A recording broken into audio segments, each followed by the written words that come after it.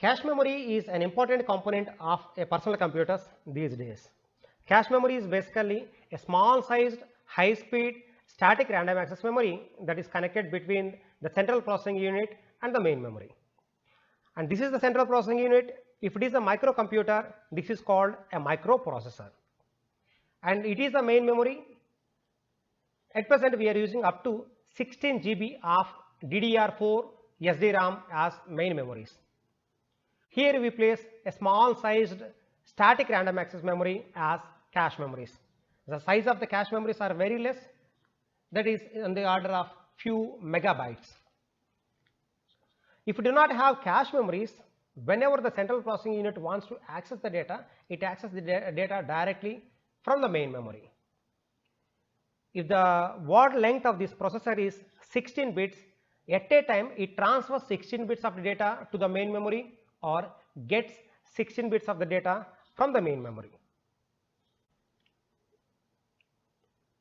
The small sized cache memory acts as a personal assistant to the central processing unit and keeps a track of most frequently accessed locations with the cache memory. The cache memory transfers blocks of most frequently accessed locations from the main memory to the cache memory and supplies these informations to the central processing unit at higher speeds whenever the processor requests.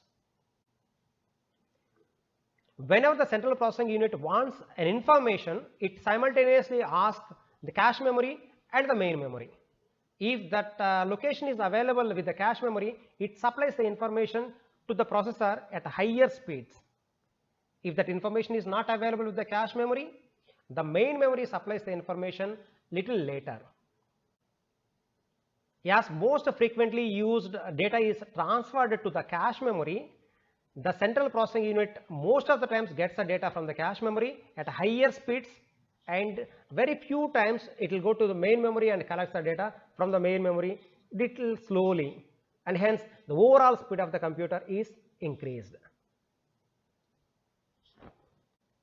The present day computers are using separate instruction caches and data caches, and data cache is usually organized as hierarchy of more cache levels as L1, L2, L3, L4 and so on.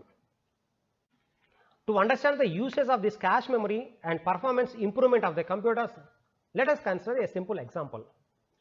What is the average memory access time for a machine with a cache hit rate of 80% and a cache access time of 5 nanoseconds and main memory access time of 100 nanoseconds?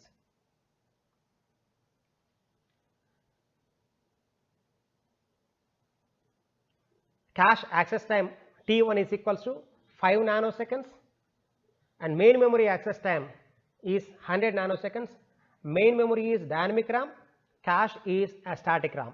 The static RAMs are approximately 20 times faster than the dynamic RAMs. Out of the 100 requests made by the central processing unit, 80% of the time cache memory is supplying the information, remaining 20% of the times cache memory is missing and the main memory is supplying the information. Then hence the hit rate is 80%, that is 0.8. The average memory access time is equal to hit rate into cache memory access time plus whenever it is missing, the main memory is giving the information. The miss rate is equal to 1 minus hit rate, that is 20% into main memory access time. 80% of the times cache memory is supplying the data and 20% of the time main memory is supplying the data. So 0.8 into 5 nanoseconds, 0.2 into 100 nanoseconds. It will come to 24 nanoseconds. In this case, if the computer is not having a cache memory, the computer need to spend 100 nanoseconds to get the data from the main memory.